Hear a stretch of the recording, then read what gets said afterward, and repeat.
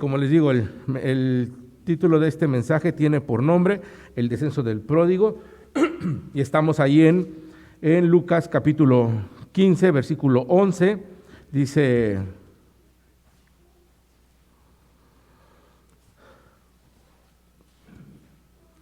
la palabra de Dios. También dijo: un hombre tenía 2 hijos, y el menor de ellos dijo a su padre: Padre, dame la parte de los bienes que me corresponde, y les repartió los bienes. No muchos días después, juntándolo todo, el hijo menor se fue lejos a una provincia apartada, y allí desperdició sus bienes viviendo perdidamente. Y cuando todo lo hubo malgastado, vino una gran hambre en aquella provincia, y comenzó a faltarle. Y fue y se arrimó a uno de los ciudadanos de aquella tierra, el cual envió a su hacienda para que apacentase cerdos. Y deseaba llenar su vientre de las algarrobas que comían los cerdos, pero nadie le daba. Y estamos viendo por primera vez en el versículo 15 cómo ya se había malgastado todo, todo lo que tenía. Es increíble cómo pueden acabarse en un instante una herencia, algo que con mucho esfuerzo, con mucho sacrificio, lograron los padres, ¿verdad? Y vemos que cuando están en las manos equivocadas, no hay herencia que pueda durar en una persona así, en una persona rebelde, ¿verdad? Entonces, dice el versículo 15, nuevamente, que se arrimó, o sea, se acercó a uno de los ciudadanos de aquella tierra, de aquella ciudad alejada, ¿sí? De aquella provincia apartada. O sea, fue a pedir ayuda vimos que en este cuadro estamos viendo que esa provincia apartada es el mundo. Entonces, estando en el mundo, ya sin nada, a quien le fue a pedir ayuda fue a una persona dice ahí un ciudadano de aquella tierra, o sea, a una persona del mundo, el cual por ayudarle lo envió a su hacienda para que apacentase cerdos. Esa fue la ayuda que le dio una persona, ¿verdad? Y también dice que este pródigo deseaba llenar su vientre de las algarrobas que comían los cerdos, pero nadie le daba. O sea que no le era permitido comer, eso era para los cerdos, no para él, y él no podía comer ni de eso. Y aquí estamos viendo, hablando de este descenso, si te menciono que es un descenso es porque vino de un lugar alto, o sea, el pródigo se encontraba en un lugar alto, pero para que pueda decirte que descendió, estoy hablando de una distancia muy alta, o sea que el pródigo estaba en un lugar aparentemente privilegiado por su herencia, por todo lo que tenía, toda la gente lo tenía en un lugar, por así decirlo, de alta estima, mientras él tenía el recurso para darle a las demás personas, ¿sí? Pero vemos aquí que el pródigo se estrella desde bien alto, ¿verdad? Y básicamente estamos viendo que de tener todo y de invitar a todas las personas siempre, convidar y todo, ahora lo tenemos compartiendo, bueno, ni compartiendo las algarrobas de los cerdos, sino no podían ni de eso comer. Vemos cómo su caída fue una caída muy grande. Básicamente en esa caída se hizo pedazos, es tocar, podemos considerar ya tocar fondo de una caída tan alto, porque a veces así dice ese dicho, ¿verdad? Que mientras más alto la caída es más fuerte. Así es. Entonces, ¿qué es lo que pasa con este hombre, con este pródigo? Bueno, hay que recordar que al dejar él la casa, el hogar, digámoslo así, el nido de su familia, bueno, ese como pajarito, ¿verdad? Dejó el nido y voló y se fue, pero voló demasiado. Y básicamente cuando ya no tuvo esa fuerza en las alas, ¿verdad? Cuando se le acabó todo lo que lo sostenía, sus mismas fuerzas, lo que él tenía como herencia, bueno, se precipitó al vacío. ¿Por qué? Porque sus alas ya no lo podían mover. Así es. Y aquí vemos, y voy a comentar las características muy importantes de este hombre, ¿sí? Básicamente, ¿dónde se encontraba él? ¿por qué llegó a tocar fondo tan grande, verdad? Sí, porque ese es un extremo de todo, de tenerlo todo, a nada, es algo difícil.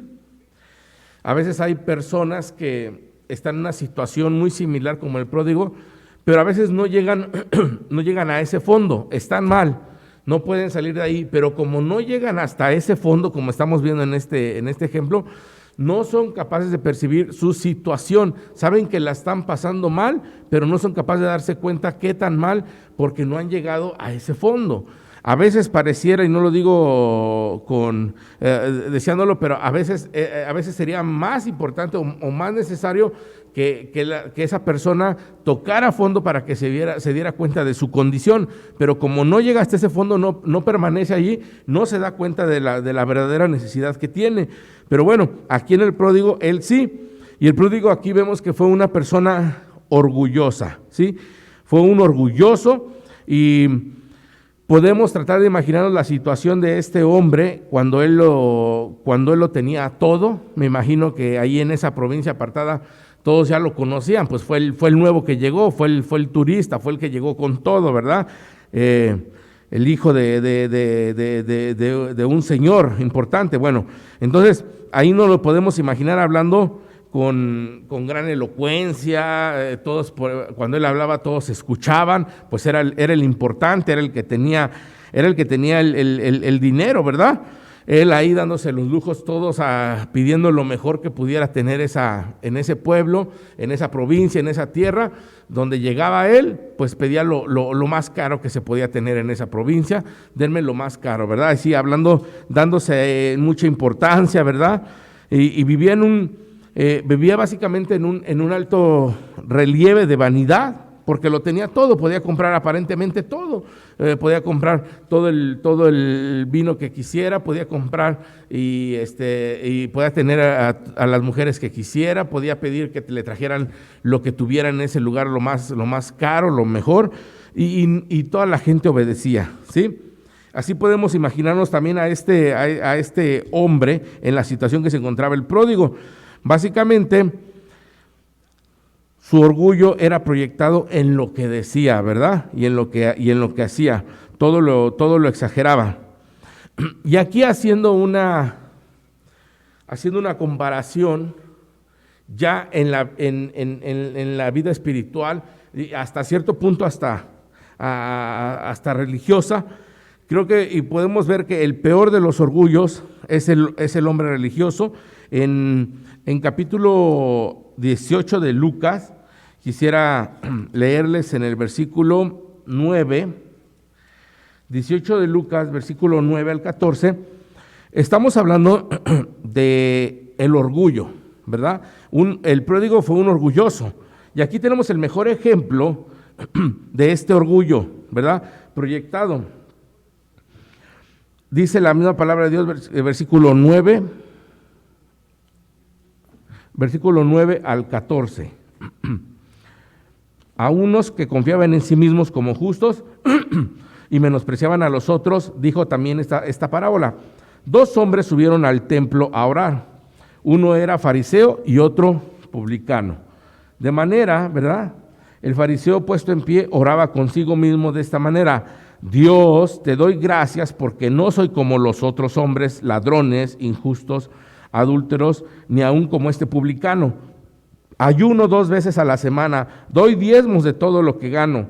Mas el publicano, estando lejos, no quería ni aun alzar los ojos al cielo, sino que se golpeaba el pecho diciendo: Dios, sé propicio a mí, pecador. Os digo que este descendió a su casa justificado antes que el otro, porque cualquiera que se enaltece será humillado, y el que se humilla será enaltecido. Esta es la situación y esto es lo que pasa, ¿verdad? Con una persona que pretende ser algo ante los demás, ¿verdad? Y es difícil entender esto, pero es el peor, ¿verdad? El peor también de los pecados en cuanto hablando de esa religiosidad es el orgullo, ¿sí? Ya que básicamente pretende ser algo ante las personas, pero delante de Dios, ¿sí?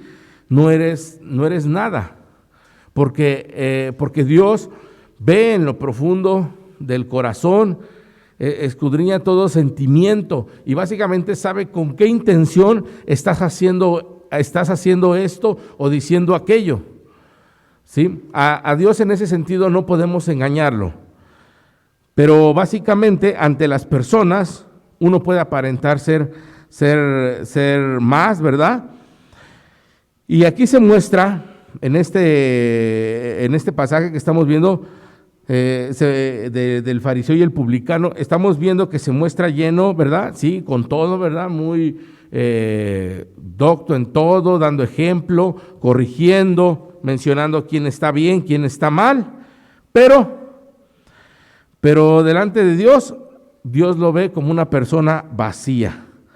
Y así, hermanos, muchas personas entran en una situación legalista, son orgullosos de sus prácticas, de sus tradiciones, viven espiando a los demás, qué hacen, qué no hacen, para que un día te lo puedan decir, no, pues es que yo vi que esto y aquel en esa persona, ¿sí?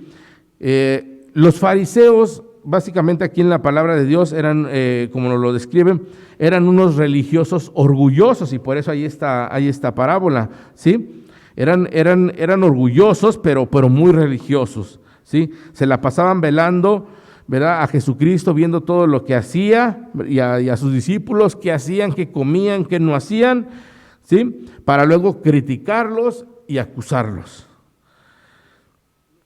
Entonces, quisiera que pudiéramos ver unos ejemplos hablando acerca del orgullo y lo que la palabra de Dios dice referente a esto. Y vámonos a otro pasaje ahora en Mateo, capítulo 12.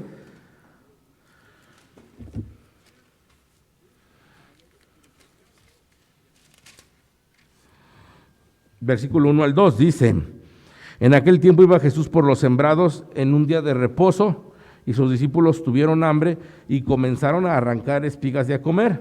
Viéndolo los fariseos le dijeron: he aquí tus discípulos hacen lo que no es lícito hacer en el día de reposo. ¿Sí? Entonces, hermanos, estamos viendo de estos fariseos que básicamente están observando todo, ¿sí? Y para poder observar todo es porque quiere decir que están allí.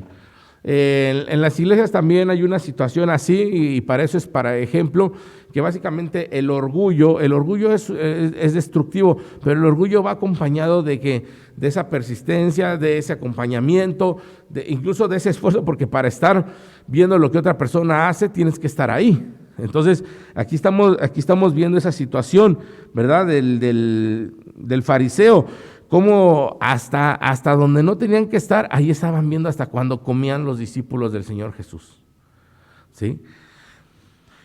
Y esto es la situación que estaba viviendo el pródigo, ¿sí? Porque fue básicamente muy orgulloso en lo que él proyectaba, lo que hacía, lo que decía. Hermanos, hay otro pasaje que quiero compartir con ustedes, ahí mismo atrás en Mateo capítulo 11, versículo 19.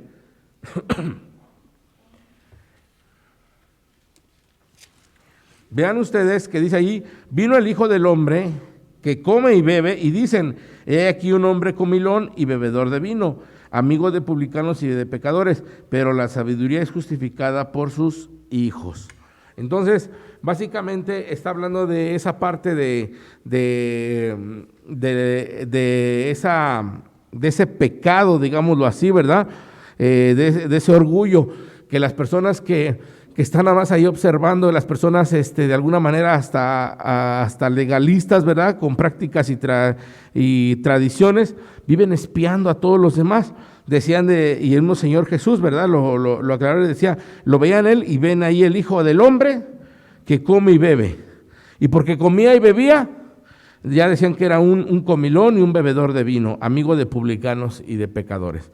Y en todo estaban siempre criticando al Señor Jesús o a sus discípulos en todo lo que hacían. Y la persona que puede dar ese tipo de comentarios, ese tipo de observaciones, ese tipo de señalamientos, son personas que a su parecer ellos no son así. Esa es la situación. ¿Sí? Porque básicamente uno podría decir, bueno, tú que me dices si tú estás igual o peor, pero lo que estamos viendo aquí es el corazón de las personas, de lo que Dios ve. Entonces, una persona que tiene ese tipo de señalamientos, aquí estamos viendo y que critica y que son destructivos, aparentemente esa persona no tiene algo que en ese momento se le pueda señalar exteriormente, pero lo que estamos viendo es que está contaminado su corazón. Para poder hacer ese tipo de señalamientos a las demás personas es porque está contaminado su corazón, porque está también tiene pecado de orgullo, está haciendo las cosas mal y eso Dios lo sabe, ¿sí? Y estamos viendo que ese es el andar y ese es el actuar de una persona orgullosa. Siempre están criticando y acusando a los demás. Bueno, pues el pródigo fue un orgulloso, ¿verdad? Creyéndose mucho por todo lo que tenía, todo el dinero, toda su herencia, todas las personas a su servicio, los supuestos amigos, todo, ¿verdad? Pero estamos viendo que lo que estaba detrás de ello es un hombre orgulloso, ¿sí? Y estamos hablando de que estoy hablando del descenso del pródigo. Entonces ustedes quiero que hilen este mensaje para que vean por qué viene la caída tan fuerte, ¿sí? Una persona con todo lo que tiene, ¿verdad? Presumiendo, haciendo énfasis en lo que tienen, lo que los demás no tienen, que él no es así. Bueno, ahí empieza el descenso. ¿Por qué? Porque cuando entra ese pecado a tu vida de orgullo, lo dice la palabra de Dios, el orgullo también, ese orgullo de vanidad que es pecado, por supuesto que ahí sin darte cuenta empiezas en ese descenso, ¿sí? Para uno tener cuidado de esas cosas. Tenemos que el mismo pródigo fue un hombre obstinado, ¿sí? ¿A qué me refiero? Una persona obstinada mantiene siempre su postura equivocada y no se deja convencer por nada ni por nadie, ¿sí? Hay un pasaje, ¿verdad?, que dice la palabra de Dios que el necio es sabio en su propia opinión, pero hay un refrán de los mexicanos que tal vez aquí no lo conocemos mucho, ¿verdad?, sino más bien allá en Guadalajara, y es un refrán que dice que como en Jalisco nunca pierde, ¿verdad? O sea, nunca les ganas, nunca van a perder, nunca van a demostrar que se equivocaron, ¿verdad? Entonces, quisiera que veamos, hermanos, que una persona obstinada mantiene esa postura, ¿sí? Pero desafortunadamente es una postura equivocada, ¿sí? Una persona obstinada es una persona que sí decimos a veces hasta cierto punto que hay una necedad, pero pues esa necedad va acompañada de ser obstinado, ¿sí? Aunque le muestres que se equivocó, no va a terminar aceptándolo nunca. Y no se deja convencer por nada ni por nadie. Es donde a veces entra esta parte de la palabra de Dios, cuando yo les he dicho, un cristiano tiene por autoridad la palabra de Dios. Esa sería la máxima autoridad en un hijo de Dios, su palabra. Y si con la palabra, uno hablándole, no logra la palabra de Dios tocar ese corazón, si la palabra de Dios no logra, digamos, doblarlo, ¿verdad?, haciéndole ver su error, su pecado, en ese sentido, hablando de pecado, para que corrija ese camino de perdición, y con esa palabra él rechaza esa autoridad máxima, ya es más difícil, o ya no hay otra situación que se pueda hacer en la persona, porque ha rechazado la máxima autoridad, que es la palabra de Dios, ¿sí? Entonces, si la misma palabra de Dios no pudo no pudo mover ese corazón duro, ese corazón de piedra, ese camino de perdición, no lo va a hacer otra cosa, así de sencillo.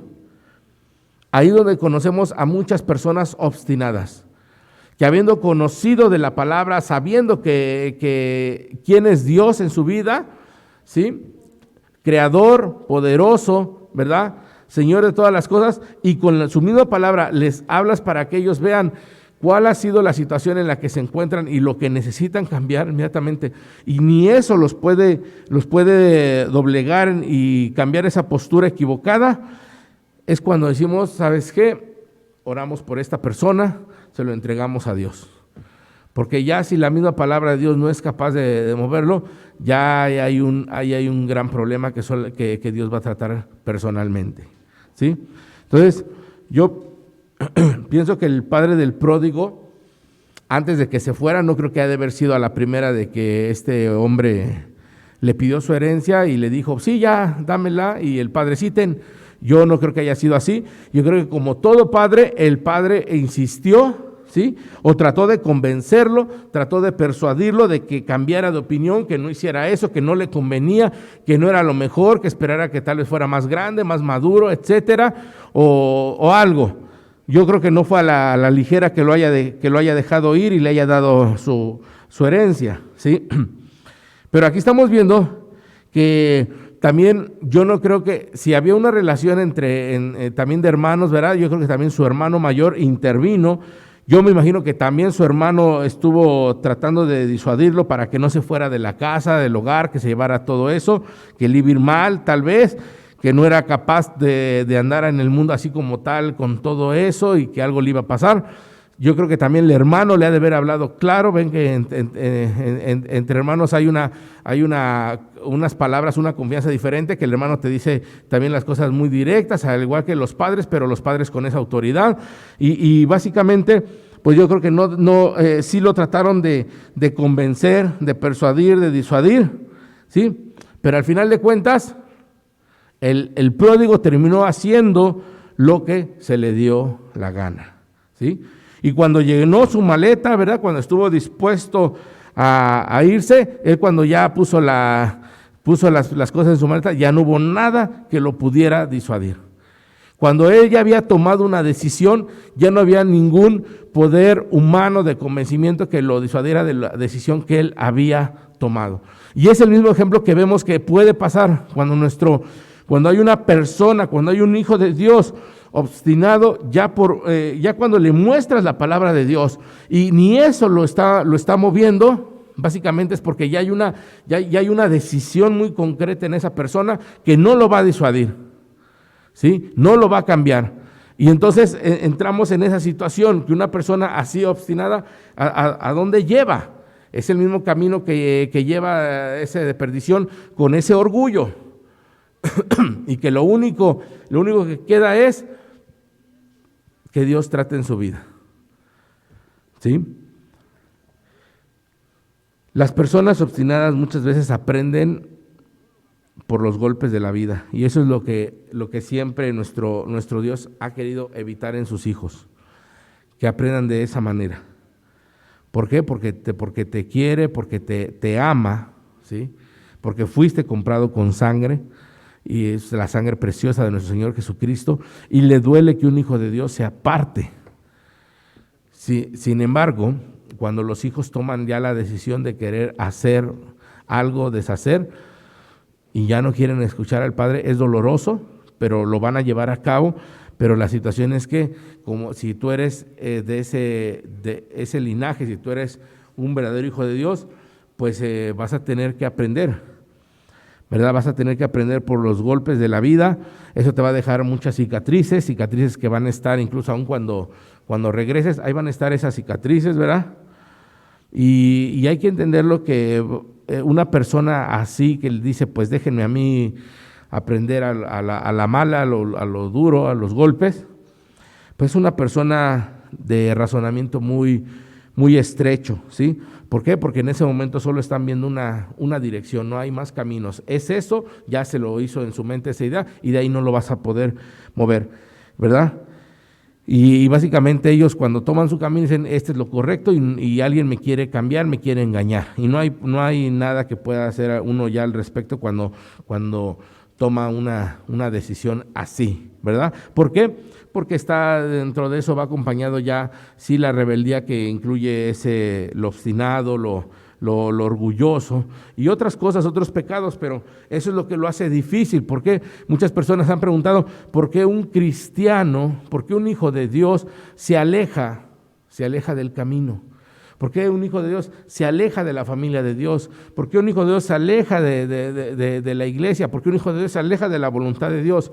Es el mejor, claro ejemplo del pródigo, ¿sí? ¿Por qué? Porque toma sus propias decisiones y cree que la decisión que está tomando es la verdadera y la correcta y está obstinado y dice, los demás me quieren cambiar porque ellos están equivocados y creen que lo quieren engañar y de ahí no lo vas a mover a la persona. Pero vemos aquí lo difícil del pródigo es que va a aprender con los golpes de la vida, ¿verdad? Y aquí vemos también otra característica en esa rebeldía, ¿verdad? Y en ese descenso del pródigo, ya dijimos, hablamos del orgullo, del obstinamiento, y bueno, y también está la parte que pareciera que eso debería de ir al principio, pero por algo lo menciono ahorita, es lo malagradecido que fue el pródigo, ¿sí? Empezando y consideremos que si hubiera sido un agradecido, este hombre, quiere salir, quiere tomar sus propias decisiones, quiere ser su propia autoridad en su vida, pero porque quiere hacer lo bueno, quiere hacer lo mejor para él, sabe que esto le conviene, etcétera.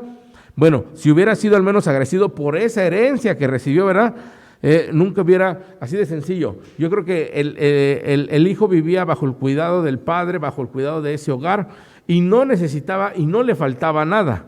No necesitaba esa herencia como tal. A su debido tiempo iba a llegar esa herencia.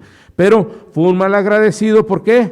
Porque si hubiera tantito sido agradecido por todo lo que le había sostenido y cuidado su familia en su hogar y todo lo que le habían dado, mínimo por ese respeto y por ese agradecimiento no hubiera pedido la parte de su herencia. Él mismo sabía que era absurdo perder una herencia cuando todavía su padre vivía. Sin embargo, lo hizo. Entonces, el problema ya venía más de fondo, más atrás, ¿sí? No fue agradecido, básicamente heredó, ¿verdad? Como el testador, viviendo aún, y eso no puede ser posible.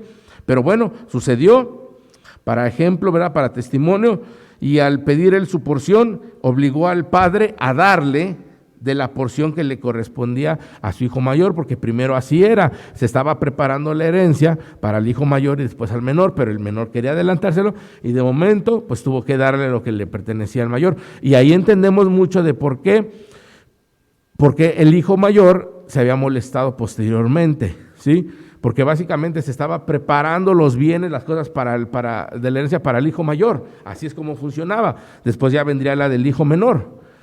Y todo esto causó un desorden, causó un problema, y aquí estamos viendo básicamente lo malagradecido que pudo haber sido este hijo, este pródigo.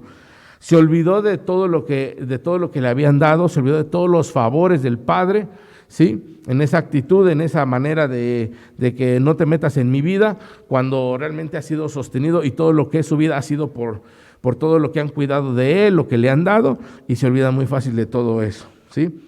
Se olvidó de los favores de su padre y solo pensaba en alguien, y ese alguien solamente pensaba en él, ¿sí?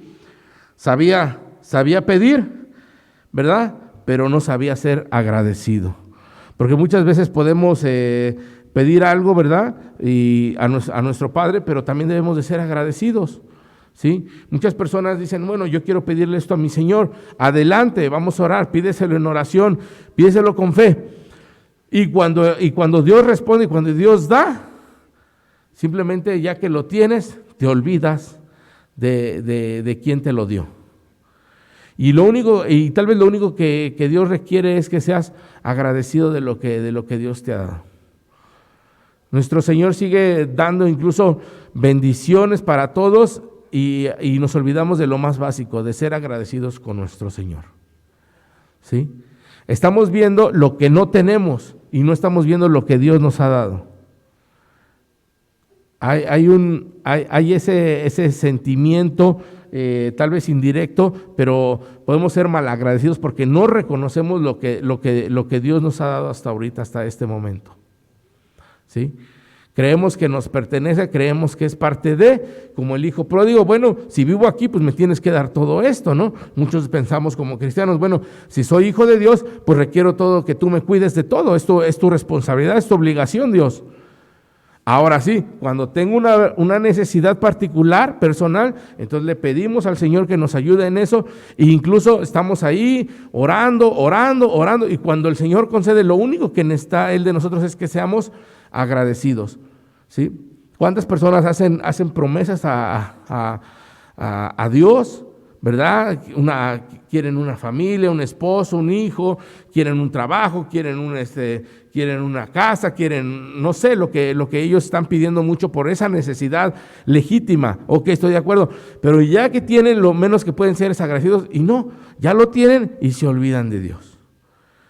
¿Verdad? Muchas personas piden, quiero este trabajo, Señor, ayúdame uno conforme a tu voluntad para que pueda seguir honrando tu nombre, y tienes el trabajo, y después ya el trabajo pasa a ser primer lugar y Dios pasa a ser segundo lugar en tu vida. Y le das prioridad primeramente a tu trabajo siempre. Y Dios, que se esperen las cosas de Dios. Entonces, lo único que el Señor pide cuando Él da es que podamos ser al menos agradecidos, ¿sí? Porque quien no agradece, endurece a los demás. Así de sencillo. Básicamente es una reacción. Si tú no eres agradecido con alguien que te ha proporcionado, te ha dado, te ha ayudado, te ha apoyado, básicamente esa persona también se endurece y dice, bueno, uno se le ayudó y mira cómo responde. ¿Sí? Y básicamente lo contrario a esto, para bien, es que el que agradece ennoblece al otro.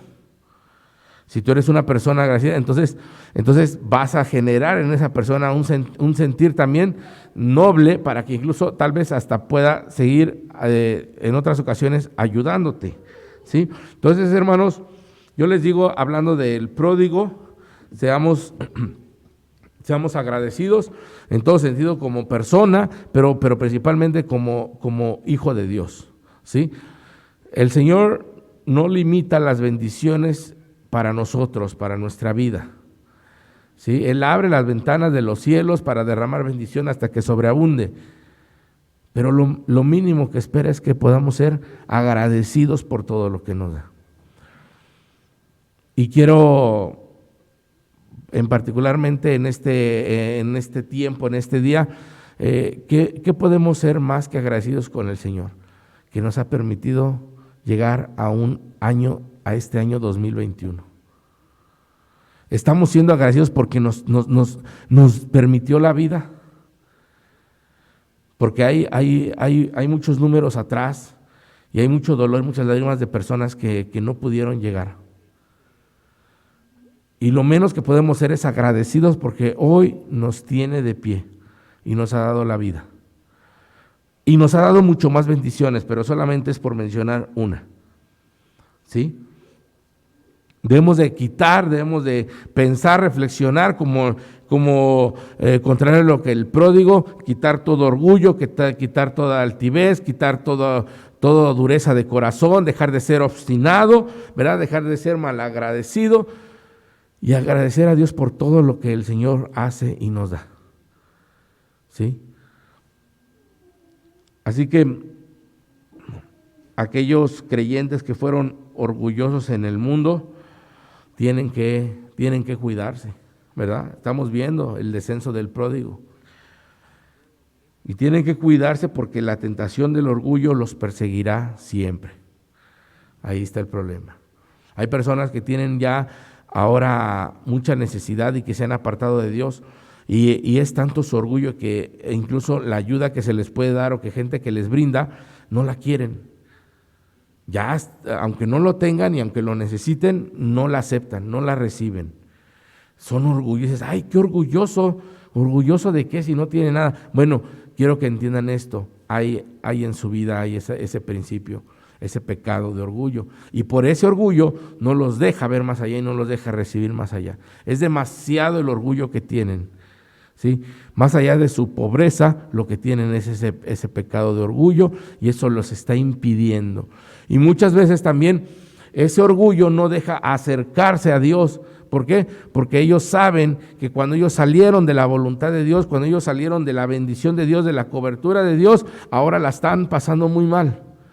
Y es tanto su pecado y su orgullo que no quieren regresar a Dios, porque saben que solamente en Dios van a tener esa fuente de bendición, pero no lo quieren hacer. Es más su orgullo, y prefieren seguir viviendo en ese estilo de vida pecaminoso y de miseria, ¿sí? El orgullo es tremendo. El orgullo es un pecado que realmente aparta por completo de las cosas del camino de Dios, ¿sí?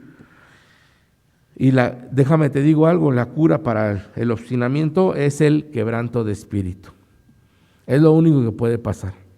Si hay una condición en tu vida, si tienes a alguien que esté en esa situación, entrégalo a Dios para que sea Dios el que quebrante el espíritu, para que esa persona pueda reaccionar ante la situación que está viviendo. Porque cuando agradecemos, agradamos a Dios. Amén. Así que vamos a terminar este mensaje con una oración. Padre nuestro, Señor, gracias te damos en esta tarde, tenernos con bien, Padre. Quiero agradecerte, Señor, por la oportunidad que me permites de compartir tu palabra, Señor. Sabemos, Padre, que tú sigues hablando a nuestra vida de diferentes maneras, y una muy veraz y acertada siempre ha sido con tu palabra, Señor, porque no es uno el que habla, sino es tu palabra, Señor. Yo te quiero pedir, Padre, en esta tarde, que tú puedas hacer esa labor, Señor, que tú puedas traer ese quebrantamiento de espíritu en la vida de tus hijos que han estado alejados, Señor, que han estado obstinados, que están en una situación tal vez de pecado, de orgullo, Señor. Pero pues yo te pido, Padre, que tú puedas traer ese quebrantamiento, que tus hijos puedan reconocerte, Señor, en la condición que se encuentran, Padre. Probablemente hay muchos hijos tuyos que están apartados, que están viviendo realmente en ese estilo de vida pecaminoso, y que a veces no han tocado fondo como esta parábola, como el pródigo. Sin embargo, eso no significa que porque no han tocado fondo no estén bien, Señor. Por el contrario, tal vez es un autoengaño, ¿verdad?, del enemigo en sus pensamientos, para que ellos no puedan regresar, porque sienten que no están tan mal como para poder buscarte a ti o tener ese arrepentimiento en sus vidas, Padre. Yo te pido, Señor, por cada uno de ellos, porque a cada uno de tus hijos, Padre, tú puedas trabajar en su corazón, Señor, que tú les hagas ver la necesidad espiritual que ellos requieren, Padre. Los pongo en tus manos, Señor, y te damos el control. Gracias, Padre, por ese tiempo que tú nos has permitido en tu palabra. Te lo agradecemos, y te agradezco, Padre, por este inicio de año, por este primer domingo, Señor, de 2021, que tú nos has permitido para poder compartir tu palabra, Señor, y que sea el primero de muchos, de acuerdo a tu voluntad, que así sea, Padre, que podamos seguir compartiendo tu palabra. Pues todo eso te lo agradecemos en tu bendito nombre, en el nombre de nuestro Señor Jesucristo. Amén.